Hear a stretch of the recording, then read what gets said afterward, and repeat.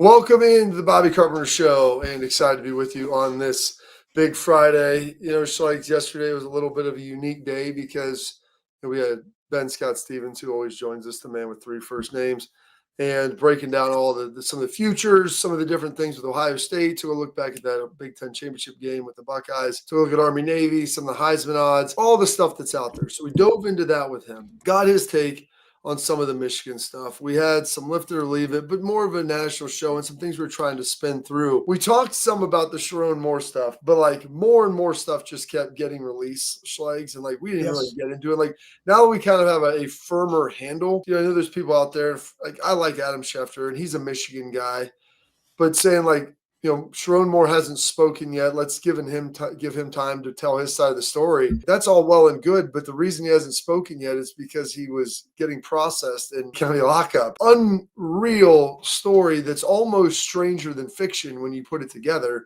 with everything.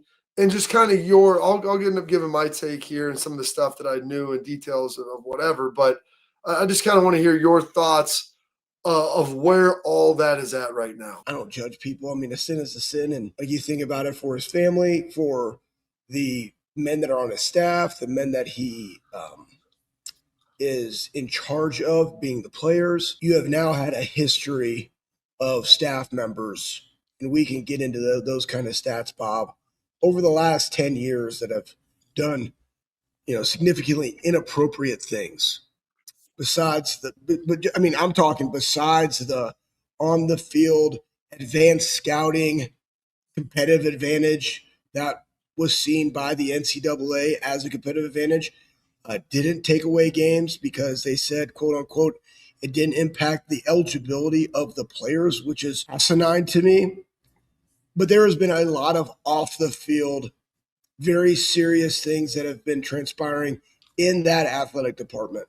And I understand what he's talking about, waiting until you hear him speak. And I think that was more along the lines of, did Michigan know about it? Because he, in essence, was kind of the fall guy for all this and stepped up. It's like, we're not going to go get another guy because we don't know what the sanctions are.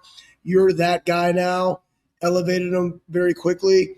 And then all of this kind of spiraled out of control. The real question for me was, how much of this did Michigan know prior to all of this? Maybe that was their plan from the jump, was we're going to keep him, we're going to get this class done, and as soon as it's over, we know that we can fire him for cause. We've built a case. Could it have been that, hey, man, they lost to Ohio State and they look terrible. Let's make a change now. Hey, we're putting all this money, and it gets back into the clip that we need to share about Troy Aikman. Maybe the donors and the boosters don't feel that this is, people are getting developed, and we don't want to give our money to the athletic department for football because we don't see that there could be growth, et cetera, et cetera. But all of those things kind of come into play, and it starts to me with their athletic director. And the fact that I saw yesterday that he will be retained while they make this coaching search, like, you have time. Like, the class has already kind of been done. He's going to come in. It's going to be a wash. People are going to leave, right? Recruits are already starting to bail now. And at least let that AD have a fresh start and bring in a completely different culture that is there, which is needed. And I'm not saying that because I like Michigan. I'm saying it because I'm just talking business. I'm just talking what I think that they need. I think that they need a fresh start. There is a lot of great athletic directors that are out there that are people of integrity, Bob, that you and I know in that space. That would be a great fit there, even though I would hate for them to be there because I know what they could do there. The fact remains, from an athletic department business standpoint, it was just shocking that an AD under his tenure in the football department has had so many off the field issues that they would not make a change. That's what's wild. And here's the other thing too, Bob, like, they have a lot of things like in the athlete, to say that they didn't know and to be able to go and say, hey, you've been here for 2 years. And we know how it goes. Like, if you work at a university, like, it all is predicated upon what your base salary is. That's why when you go and you take a job, it's like you're only as valuable as your second best option, because whatever that pay is when you go in, it's only going to grow from that level. Okay. And it's like, hey, you're working here, you're making $58,000. Proof David Copperfield, man, you've been adding a lot of value to the program. We're going to bump you up to 90 last year in 2024, 25. So like this last season, and people do it like, well, why are we doing that? Well, we're going to make this person the head of this department.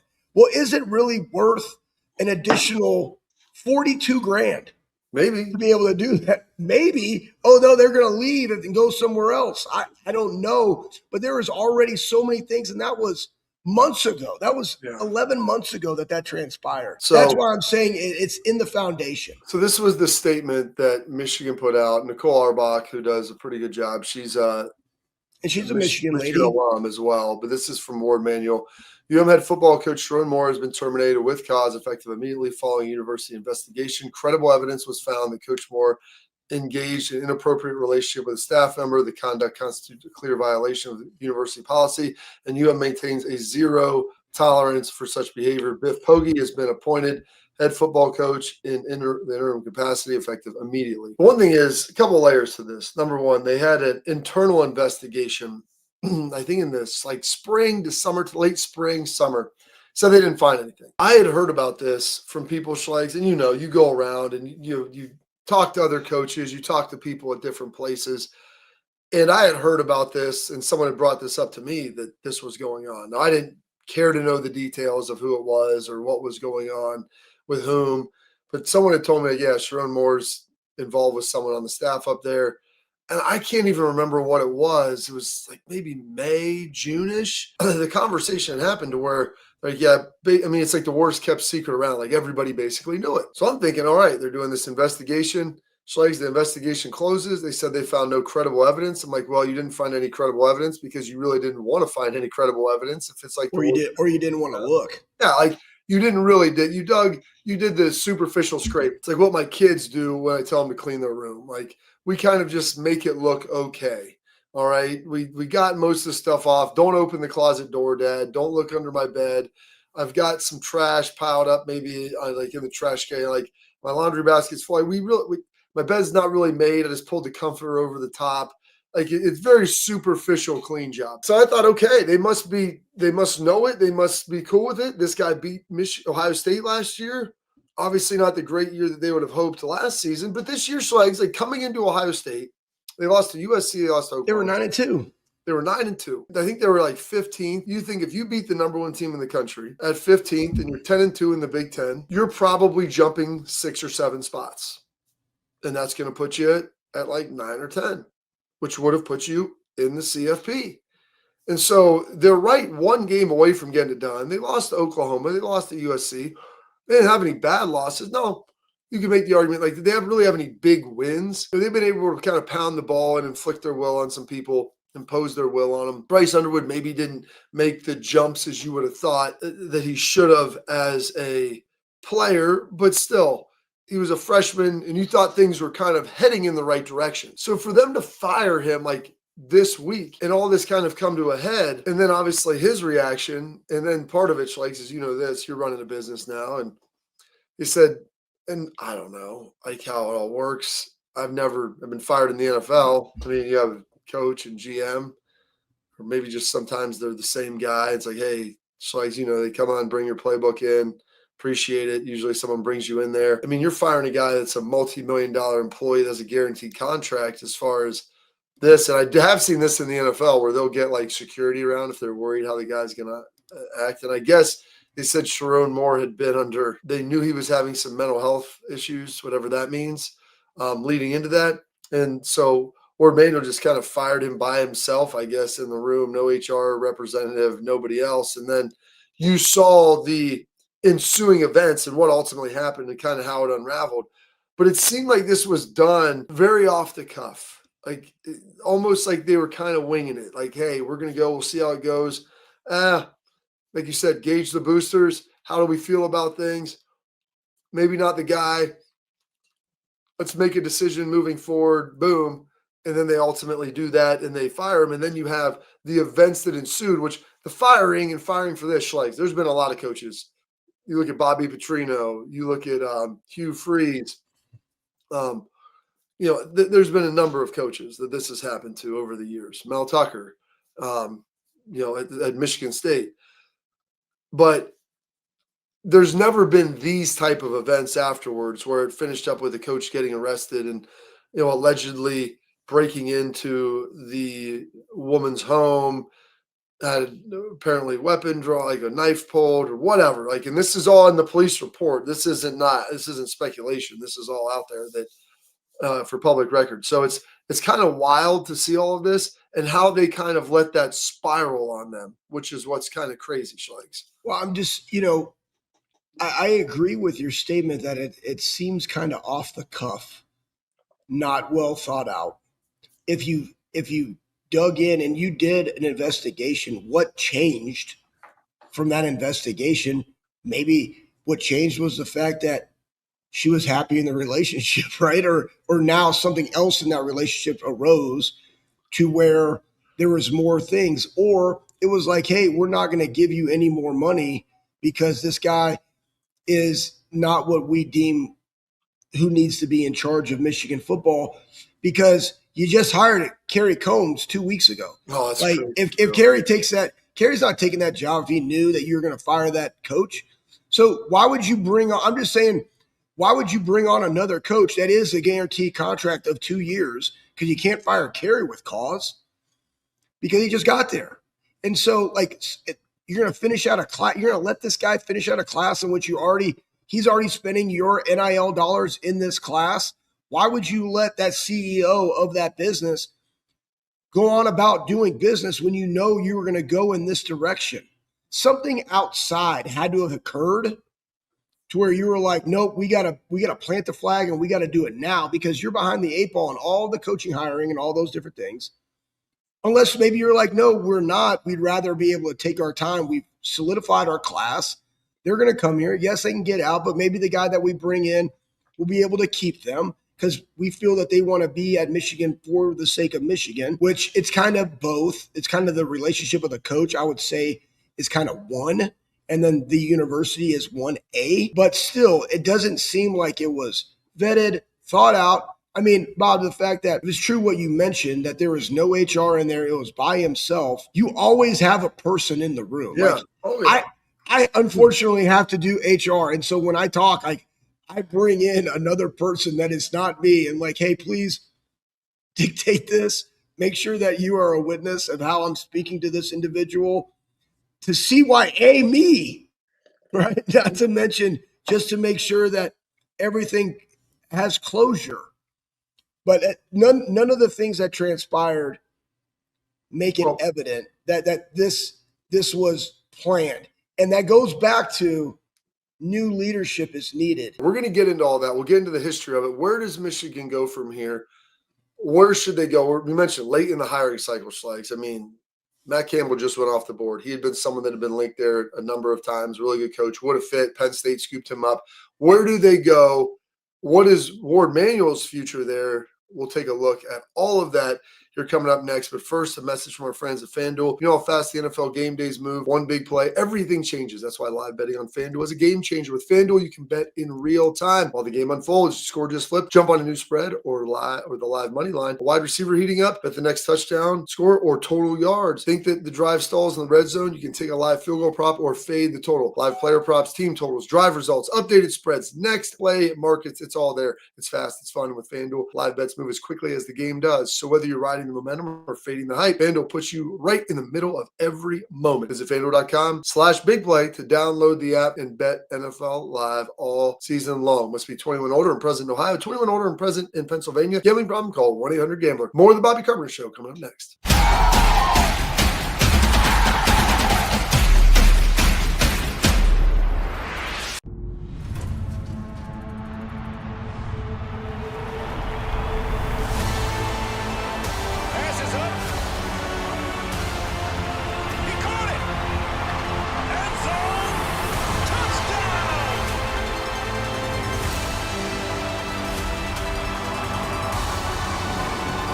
Customers bet $5 and get $300 in bonus bets if you win.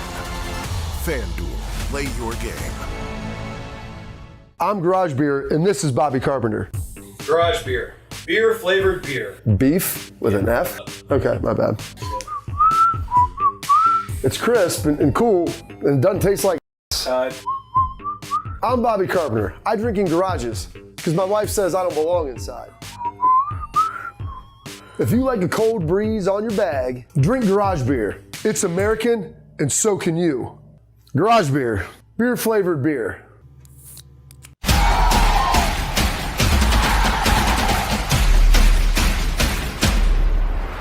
Where do they go from here, Schlegs? That is the question. You said they got their class done, which everybody's going to be asking out of their letters of intent. And you're allowed to do that now, Schlegs, as part of the rules, is if your coach leaves, you can ask out of your letter of intent. You're free to transfer, not that you wouldn't be anyway.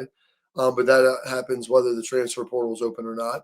So they knew that there was a chance of this. Obviously happening. And so I guess it goes back to this. Do you stay within the Michigan tree and like the Jim Harbaugh tree, or do you go outside of it? One of all the things that they've ultimately seen. And this inherently is the problem with everything that has transpired since Harbaugh has been there. These are the things that they've got to go on. And you start looking at this, and I know some of it is less serious, more serious, one-off mistake, things going on. Denard Robinson, DUI, clean scale DUI, Matt Weiss, pervert. He was the guy, Schlegs, who was looking up all the stuff online and had all of the backdoor information to get into people's social media accounts. Unbelievable. That's a whole nother deal. Greg Scruggs, DUI, Fergus Collins, DUI, punching police officers, biting hospital staff. So you got that going for you. Jim Minnick, DUI, Sherrone Moore, stay tuned. It's wild, obviously sleeping with a staffer, you've got, assault, breaking, entering, all kinds of different things. And this is all since Jim Harbaugh got there, trying to figure out, do you stay within like that realm? It's the realm of their most recent success, or do you get outside of it? Do you try to find somebody else? I don't know exactly where you go from here, Schlegs. There's so much that they've got to deal with. And it seems like this would be a good time, man, to rip the Band-Aid off and go somewhere else. Yeah, it needs a cleansing. And the hardest thing with that, not just to mention that you're hiring a new coach. Here's what's really starting to transpire. And I'm interested to see where this goes once they make this hire. By the way, hold on. How many times do you think you can get catfished with fake accounts, Schlegs? Wait. You can't tell me. The fact the one that you put in the chat that said Michigan is closing in on Alabama head coach Kalen DeBoer to become the next head coach per multiple. No, I said that was fake. Oh, okay. I thought Pat said that was fake. Or did Pat put that in there? No, I don't know. Maybe it was Pat. No, he didn't. Pat said it was fake. Pat was the one I think that said that was fake. Anyways, that was not fake. That was fake. I'm the one that said yesterday that Kalen DeBoer said, no, I'm here, roll tide, right? But I go back to this. The other negative thing about this timing and why it doesn't make any kind of sense whatsoever if they already knew this. And I'm not talking about the unfortunate circumstances that transpired after the firing, but for the things that you saw on there, having an affair, yes, a staffer, maybe the pay raise and the levels of the things that had transpired. It's not that egregious. It's egregious to your family and morally, potentially. That's how you view it. It is now where they are in this situation. The loss of cash from the changeover of the staff when you bring a new guy in, because you can't have the new guy say, okay, hey, you're the new head coach, but you get all of those guys. No, it's all of the guys that have been that. That's what I'm saying. Like, it has to be a holistic cleansing of anybody that's been associated within it, because they knew about it or they were about that life. Is this like a purify yourself in the waters of Lake Minnetonka? Charlie Murphy? Yeah, 100%. It has to be something that is completely new, completely fresh, and you have to allow the new guy to be able to have that autonomy. And where does that lead you? You already have other coaches that have been plucked that are already in different locations that have already gone. So that's why, honestly, when I look at this, Bob, I go back, throw that up, Pat, because that's why I was smiling and looking down as we talked. Looking at the culture. That's why I put it on there. It's time to fulfill the prophecy. This is from Portnoy. It was John Gruden. And after graduation, he would like to become the head coach of the University of Michigan. Right? That's why I put it on there. Now, why do I actually think that has some legs besides the fact that Gruden's at Barstool? Well, the fact that he works for Portnoy is what's remarkable. I know, but it's also this. if you're going to go this late in the cycle, what's about ready to wrap up? NFL football. Yeah. So being able to go and find those guys that can plug and play into this, though they might not know it, maybe get support staff from other universities that understand the NIL process and all of that you could bring on board, but the development, and we talked about this too, Bob. I think one of the reasons that you could have said even before, after the season, to make a change was your development of your quarterback from the beginning of the year to the end of the year. We didn't really see a lot of that. Throughout college football, you've seen development of other ones. So in this NIL era, portal era, one thing that Indiana does at an elite level, development of guys, right? We've seen it at Ohio State, K-Mac from last year to this year, Arvell, right? Even IGB and what he's been able to do and elevate himself to a first team All Big Ten from where he was last year, development. And so maybe they weren't seeing that. So then what do you want to do? I want to go get a guy that can develop and put this together. Boom, that could potentially be the guy. But I say all of this is saying none of the timing of this makes sense. Should everybody have already known that it was transpiring? So do you think they go outside? I think you have to, in my honest opinion. Like people Why brought would you stay? like a Michigan guy to settle this. He obviously had ties there with Harbaugh. They didn't retain him during it. People talked about bringing back in Jesse Minter, who's a young guy. He's never been head coach before, but really good D coordinator for the Chargers, was there with Harbaugh, his dad, Rick. But that's what I'm saying. He's already been there. And I mean, if you want to change, and maybe you don't want to change, maybe they like this perception. Maybe they like it. Maybe that's their edge. Yeah, they're the edgy program now. Like, they're the ones that we're gonna tiptoe that line. You know what I mean? Wow. Better to ask for forgiveness. Yeah, 100%. Maybe that is what a Michigan man is. I don't know. But maybe that may be the best take you've ever had. Win if you can. Hey, win if you can. Cheat if you must. But always win, Bob. Motto on the board. You know what I mean? Like when you walk in the building. Is that what No, that's what I mean. Maybe it could. Michigan man. Win if you can, cheat if you must, always win. I love it. There you go. But I'm not saying we're joking, but I just think in the way college football is, and honestly, someone who we should have on here, I should just call Moransky. I mean, Ed's up there, Youngstown, Michigan man, he's an Ohio guy that went to Michigan and lives. And one of the best, most philanthropic dudes that I know that goes up there, and I probably should just call him and get his take on what is required. Matter of fact, absolutely. I'm going to. I want to hear from old school Michigan guys, because I told someone if the whole cheating thing and that would have happened at Ohio State, I would be embarrassed about that. Like as a alum, like, is this what we really had to do? You're telling me we couldn't win any other way? Like, it's blatantly obvious. Like I would be very embarrassed if that was our program. And I didn't think the flag thing like last year, I wasn't proud of that. I go, you want these guys to care. I go, they actually do care. They're willing to fight people after the game. Like, let's do it with class and dignity a little bit. And so there's a fine line. But yes, I don't enjoy that stuff. All right, we got to take a quick break. Protect what matters most with XSport mouthguards, trusted by professional athletes, designed by NHL team dentists. XSport mouthguards are scientifically tested to absorb those high-impact hits, protecting both your teeth and your brain. XSport mouthguards feature 3 layers of advanced protection, including a patented use of carbon fiber. They custom 3D print that bad boy right to your grill for more protection, better performance, max comfort, clear communication, focusing on your game, not on your gear. That's the goal. Don't take chances with your safety. Visit exportguards.com/Bobby today. Save 15% on your order. XSport, protect what matters most. Put a pin in for Schlegs. More of his thoughts coming up next.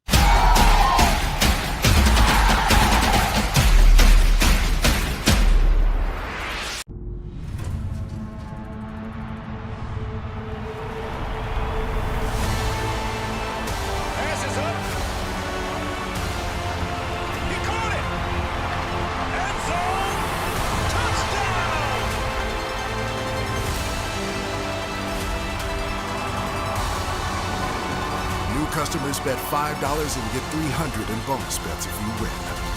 FanDuel, play your game. I'm Garage Beer, and this is Bobby Carpenter. Garage Beer. Beer-flavored beer. Beef with an F? Okay, my bad.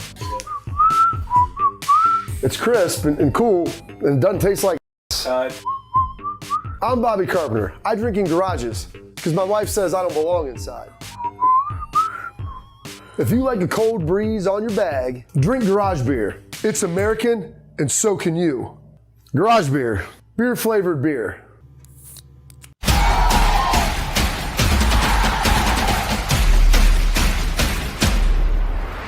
All right, Schlegs, we're back at it. I want to try to move on to some Ohio State stuff. But this is the news of the day. It's the news of the week.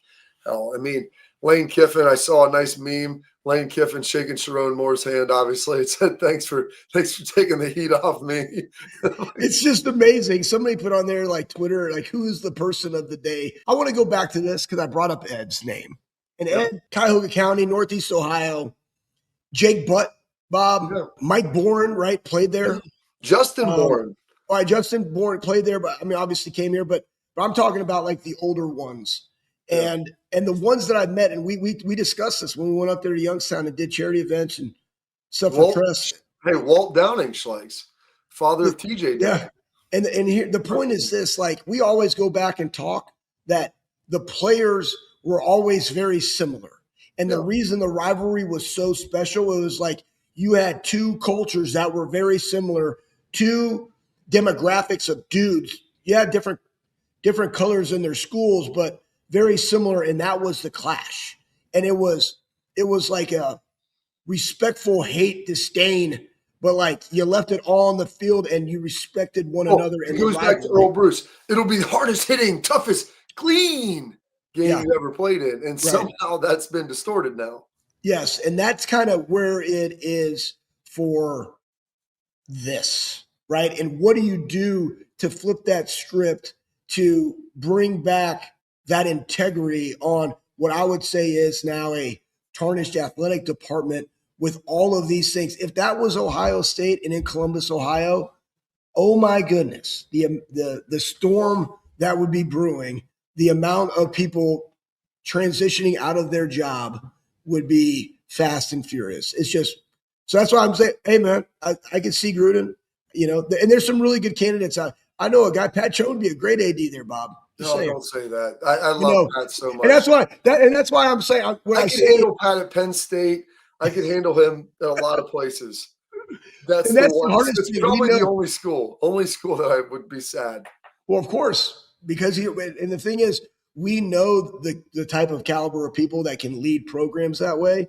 But I'm interested to see where they go from here and what is the fallout from the recruiting, because now they're going to be significantly behind again. Gosh, hey, Bob, let me ask you this question. I'm going to switch gears. Why does Notre Dame feel that? And I, again, grew up Notre Dame fan. Brady's there. Marcus is there. Brady went there. Brady's not actually there. Well, I know. But, I mean, he's a Notre Dame guy. He feels the affinity that he has for his alma mater just the way that you and I do. But I'm talking business sense right now. Where do we get off giving them, because they just got this new clause, like, all right, it was top 10, now it's top 12 in the college football playoff. You play some conference games versus the ACC, but you're not necessarily in their conference to go to a championship game, to have that extra game, to be in the mix. You play these other ones.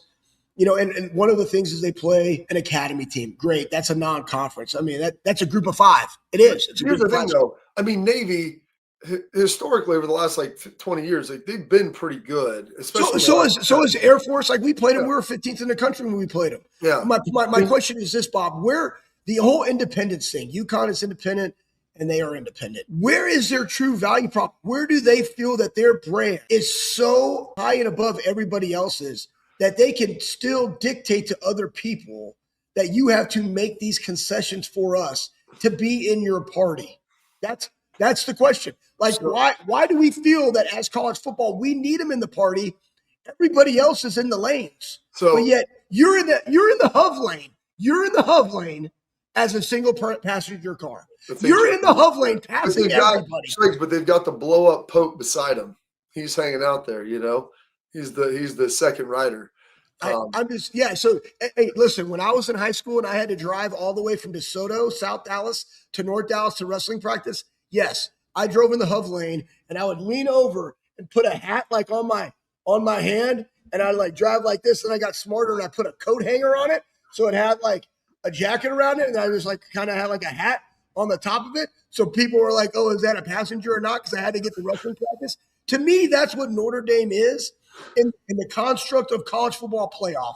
We can just go like this, like we're kind of like a conference, but we're not. Don't ticket us. But when is it going to come? Like top 12 of playing nobody in strength of schedule just to be in the party? And I am telling you, I'm a proponent, just like we talked about yesterday, Bob. They are one of the teams that can be very, very dangerous should they be in the college football playoff. They are not in, but also the fact remains you have to win your games. You had 2 marquee games at the beginning of the year that you didn't win.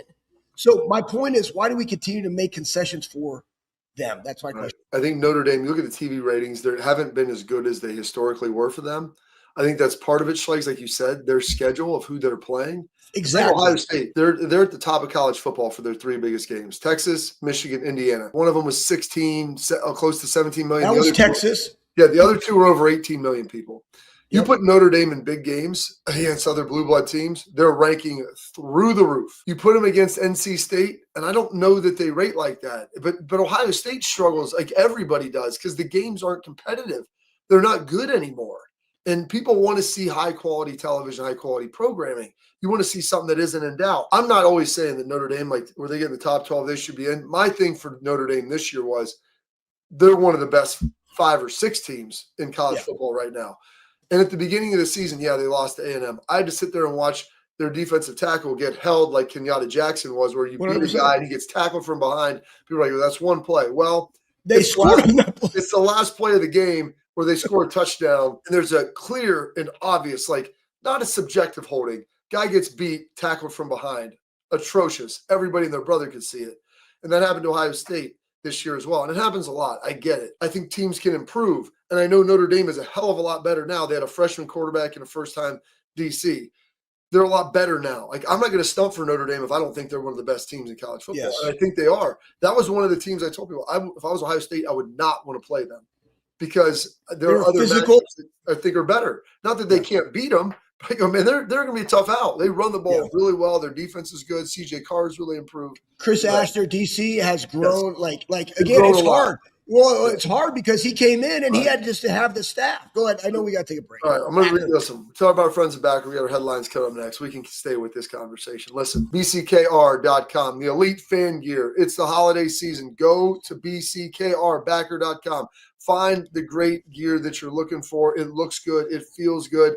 It's the stuff that you need. Everybody loves it. Anybody who has it on. I saw Arch wearing it. I saw Jerry Lucas wearing it. Everybody is wearing Backer gear, bckr.com. And right now, they've got free shipping on everything. You go to use promo code BOBBY. That's right. It's my name at checkout. You get an extra 10% off. Hats, coats, rain, wind, cold. It's all there. They're expanding their teams. They're expanding their product lines. Backer, go check them out. You got more with the Bobby Carpenter Show coming up next.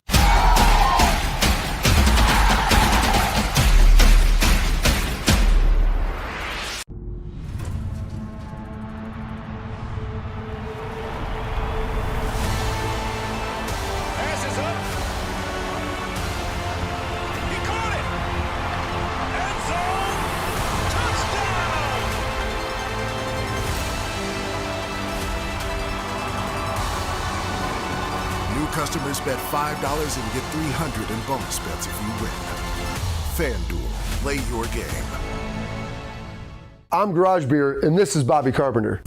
Garage Beer. Beer flavored beer. Beef with an F? Okay, my bad. It's crisp and cool, and it doesn't taste like I'm Bobby Carpenter. I drink in garages because my wife says I don't belong inside. If you like a cold breeze on your bag, drink Garage Beer. It's American, and so can you. Garage Beer, beer flavored beer.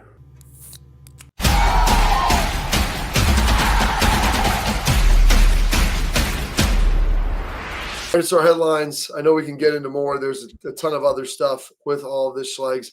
Did you want to stay with the Notre Dame conversation of why they should be getting in at this point? I do believe this. I think with everything that happened this year, within the next 3 to 5 years, I think Notre Dame is in a conference. And I understand, our buddy Brady Quinn is going to be very upset about that. He talks about their independence with the Catholic. Why is that so important, Bob? Why is that so important for their own independence? It's historical history. It's history. I get it.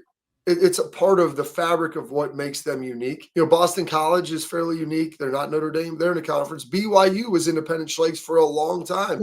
They have a similar religious situation out there with how their school is structured and what they represent. They are now in the Big 12. I think all the winds of change are moving. And if the fact that they still don't have this playoff format fully constructed moving forward, like they've extended the deadline, the Big Ten, SEC, everybody's trying to work to get this done. I think once that becomes solidified and you see other situations like this, we've watched teams start opting out of bowls. The Bahamas Bowl is going away this year after the LA Bowl. That was like the Gronk Bowl. That's going away. Like, some of these bowls are starting to fade off. We're going to start to see this massive change over the next couple of years. I think it'll honestly be for the better. Hopefully it comes in Schlegs with a group of 5 playoff that can kind of supplement some of these bowl games, because I think that would be phenomenal and I would watch it. You throw those games on intermittently as they're going through and you get a chance to watch that. And those teams can still play the non-conference. You can still have a couple games, play one Power 5 game, play a couple G5 teams. Like, that's good. But I do believe that there is a big shift that is going to be coming. I feel like Jesus at the Last Supper here to Peter Schlegs before the rooster crows 3 times, or before the rooster crows, you'll deny me 3 times. And I don't know if I want to say like 2030, maybe 2031, somewhere in there. I do believe it'll have changed. I would say, to your point on the topic, it's probably they're waiting to where there is some uniformity in what is going to transpire before they make a decision to potentially join one. Because they don't want to join one where it's not in a competitive advantage for themselves. Yes. And so I totally understand what you're saying. The hardest thing, too, is that we have people in college football that are making these decisions siloed or without a spine. Well, yeah. Well, the thing is, there's no commissioner. Nobody's doing what's in the best interest of the sport. They're doing what's in the best interest of themselves. It's all game. 100%. 100%. And until we get that, we're going to continue to have these types of conversations. I think it's very, very simple. However, having a leader to be able to do that and, unite the clans. Unite the clans. There we go. Braveheart style. Either we heal now as a team or we will die as individuals. That's it for our headlines.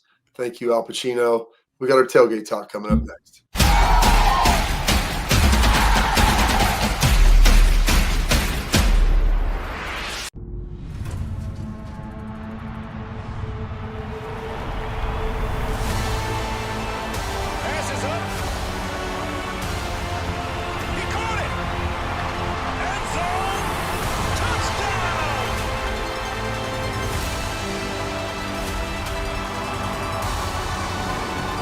Customers bet $5 and get $300 in bonus bets if you win. FanDuel, play your game. I'm Garage Beer, and this is Bobby Carpenter. Garage Beer. Beer flavored beer. Beef with an F? Okay, my bad.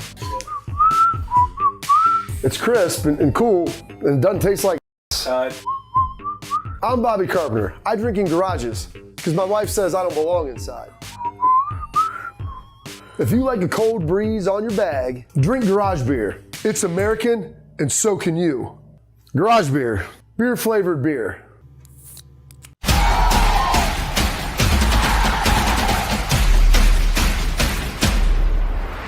Welcome back in. We got our tailgate talk. Shlay's got time for a couple of these to fire away.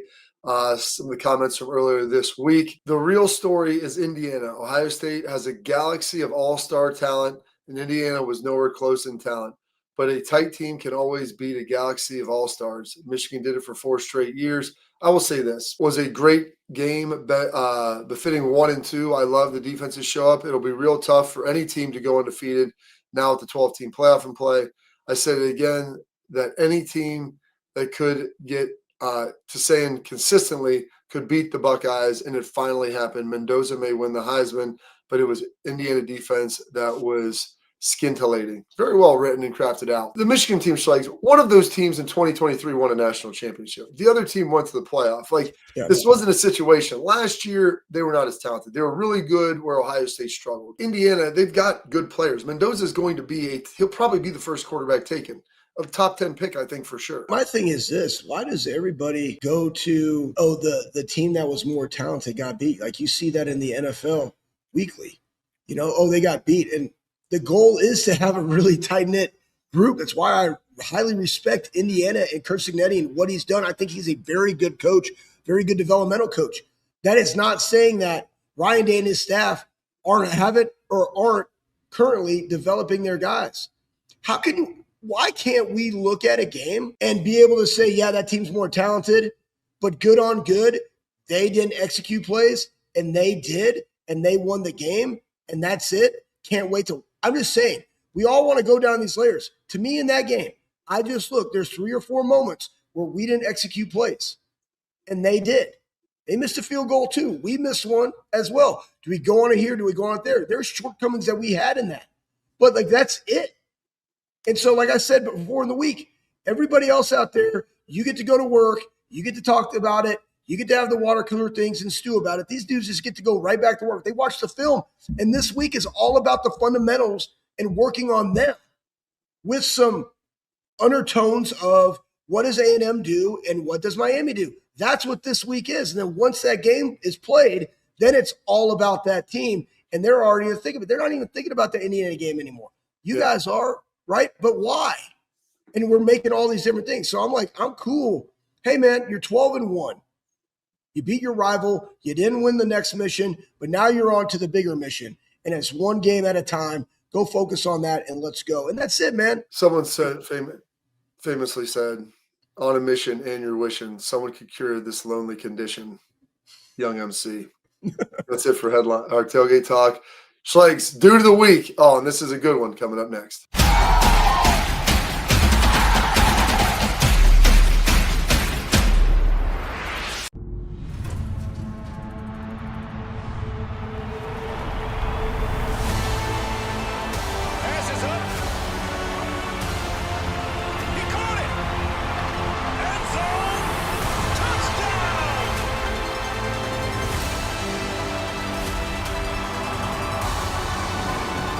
Customers bet $5 and get $300 in bonus bets if you win. FanDuel, play your game. I'm Garage Beer, and this is Bobby Carpenter. Garage Beer. Beer-flavored beer. Beef with an F? Okay, my bad. It's crisp and cool, and it doesn't taste like I'm Bobby Carpenter. I drink in garages because my wife says I don't belong inside. If you like a cold breeze on your bag, drink Garage Beer. It's American, and so can you. Garage Beer, beer-flavored beer.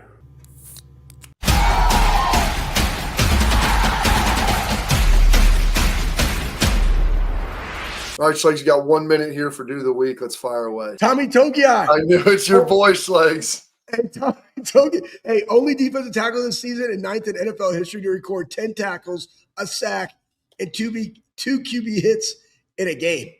Tommy Togiai, Bob. Texas. Hey, matter of fact, that Texans defense, what you guys think about what Bob and I like? I don't necessarily have teams, but I love watching great defense. And those Texans, man, they hit, they're violent. They're opportunistic, baby. They got a lot of turnovers, playing really well. Tommy Togiai. Did he play? Was he there with you, Schlegs? I think I might have had Tommy right when he got there. Yes, before you left. I think that makes sense because I remember you coaching him, I think. All right, that's it. Big Friday show. Thanks for being here with us. We'll be back on Monday. Go Bucks.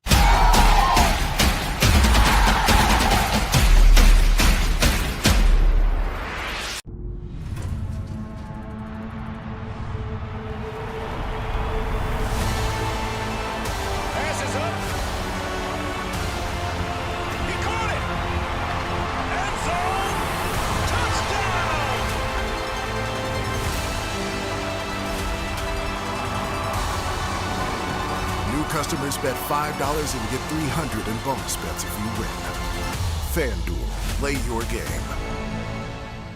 I'm Garage Beer, and this is Bobby Carpenter. Garage Beer. Beer flavored beer. Beef with an F? Okay, my bad. It's crisp and cool and doesn't taste like I'm Bobby Carpenter. I drink in garages because my wife says I don't belong inside. If you like a cold breeze on your bag, drink garage beer. It's American and so can you. Garage beer.